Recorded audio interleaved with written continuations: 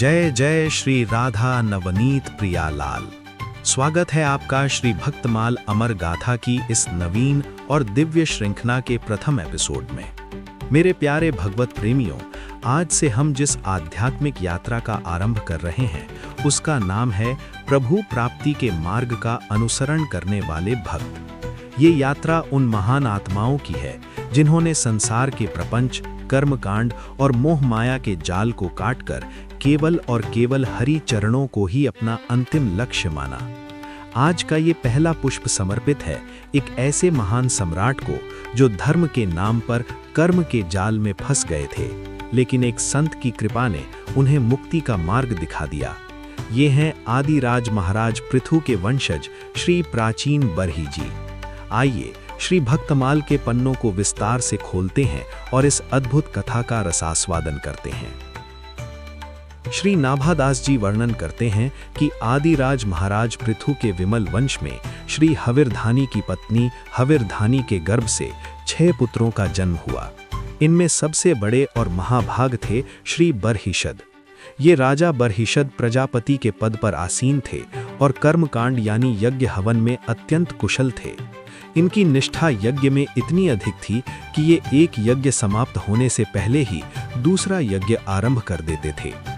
ग्रंथ में लिखा है कि इन्होंने पूरी पृथ्वी पर इतने यज्ञ किए कि सारी भूमि कुशाओं से यानी यज्ञ में बिछाई जाने वाली पवित्र घास से पट गई थी। यज्ञ करते करते इन्होंने पूरी पृथ्वी के अग्रभाग को पूर्व दिशा की ओर करके बिछाए हुए कुशों से ढक दिया था। इसी कारण इनका नाम प्राचीन बरही यानी जिनके कुशा के अग्रभाग पूर्व यानी प्राचीन की ओर हो विख्यात हो गया। ब्रह्मा जी के कहने पर इन्होंने समुद्र की कन्या शतद्रुति से विवाह किया। वो कन्या इतनी सुंदरी थी कि अग्निदेव भी उस पर मोहित हो गए थे।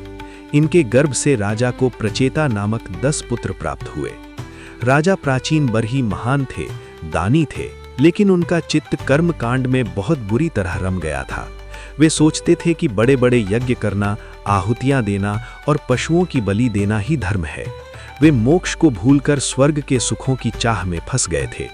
उनकी अगाध कर्म निष्ठा तो थी, लेकिन वो भगवान में न होकर केवल विधियों में थी। तभी वहां देवर्षि नारद जी का आगमन हुआ। नारद जी वैद्य हैं जो भव रोग को पहचान लेते हैं। नारद जी ने विचार किया, ये राजा अत्यंत निष्ठावान है, इसके हृदय में श्रद्धा है, विविध धर्मानुष्ठानों से इसका हृदय शुद्ध भी हो गया है, लेकिन ये दिशा भटक गया है। यदि इसकी ये निष्ठा भगवान में लग जाए तो इसका कल्याण हो जाएगा। नारद जी ने सोचा कि अब ये राजा उपदेश का परम अधिकारी हो गया है। ये विचार कर परम कृपालु और आध्यात्म विद्या विशारद श्री नारद जी राजा के पास आए। राजा ने नारद जी का स्वागत किया। नारद जी ने आसन ग्रहण करते ही राजा प्राचीन बरही से एक ऐसा प्रश्न किया जिसने राजा की नींद उड़ा दी। नारद जी ने कहा, राजन, तुम दिन रात ये जो यज्ञ और कर्म कर रहे हो, इनके द्वारा तुम अपना कौन सा कल्याण चाहते हो? नारद जी ने समझाया, सुनो राजन, दुखों का आत्यंतिक नाश और परमानंद अर्थात भगवान की प्राप्ति का नाम ही कल्याण है, और वो तो इन कर्मों से मिलने का नहीं।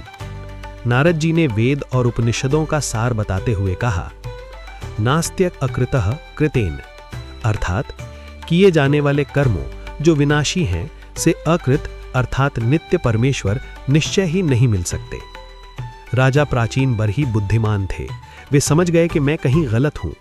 राजा ने हाथ जोड़कर कहा, महाभाग नारद जी, मेरी बुद्धि कर्म में फंसी हुई है, इसलिए मुझे परम कल्याण का कोई पता नहीं है। मैं अज्ञानी हूं। आप ही मुझे वो विशुद्ध ज्ञान दीजिए जिससे मैं इस कर्म बंधन से छूट जाऊं। राजा ने अपनी भूल स्वीकारते हुए कहा, मैं उस गृहस्थाश्रम में फंसा हूं जहां मनुष्य पुत्र, स्त्री और धन को ही परम पुरुषार्थ मानता है और अज्ञानवश इस संसार रूपी जंगल में भटकता रहता है। राजा को वैराग्य दिलाने के लिए केवल ज्ञान काफी नहीं था, उन्हें भय दिखाना भी जरूरी था।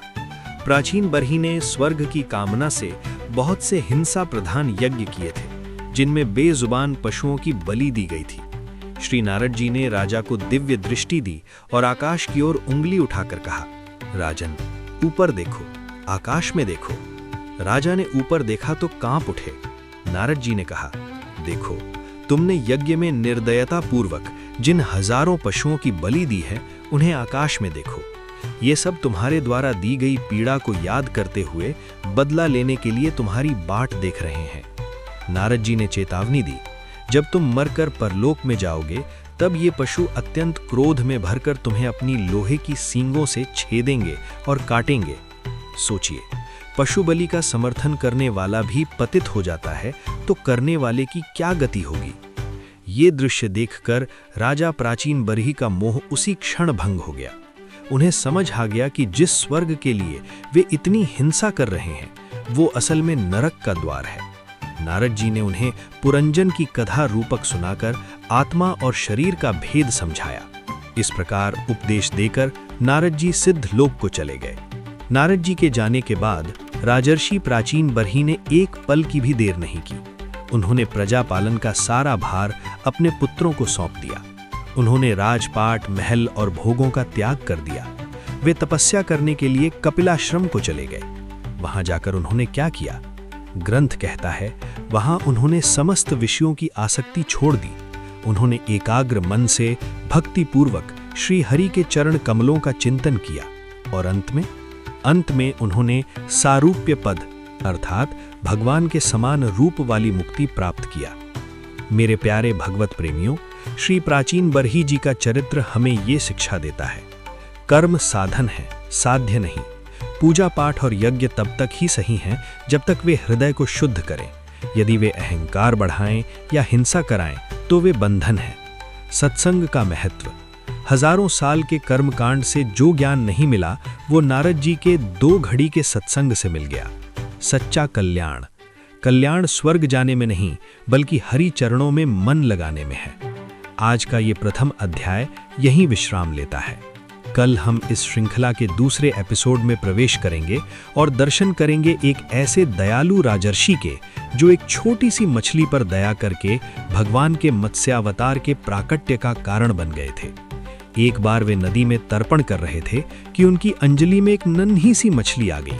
राजा उसे वापस जल में छोड़ने लगे तो मछली बोली, राजन, मेरी रक्षा करो, मुझे जल में मत छोड़ो, यहाँ बड़े जीव मुझे खा जाएंगे।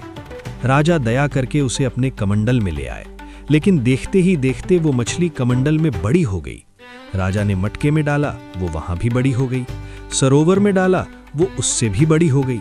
अंत में जब उसे समुद्र में डाला गया तो उस विशाल मछली ने कहा, राजन, मैं कोई साधारण मछली नहीं, साक्षात नारायण हूं। और फिर भगवान ने उन्हें आने वाली महाप्रलय की चेतावनी दी। क्या आप जानते हैं वे महान भक्त कौन हैं जिन्होंने प्रलय के समय सप्त ऋषियों और बीजों की रक्षा की थी? कमेंट में उनका नाम लिखिए और नारद जी की कृपा को नमन करते हुए बोलिए, जय श्री कृष्णा, जय प्राचीन बरही जी, राधे राधे।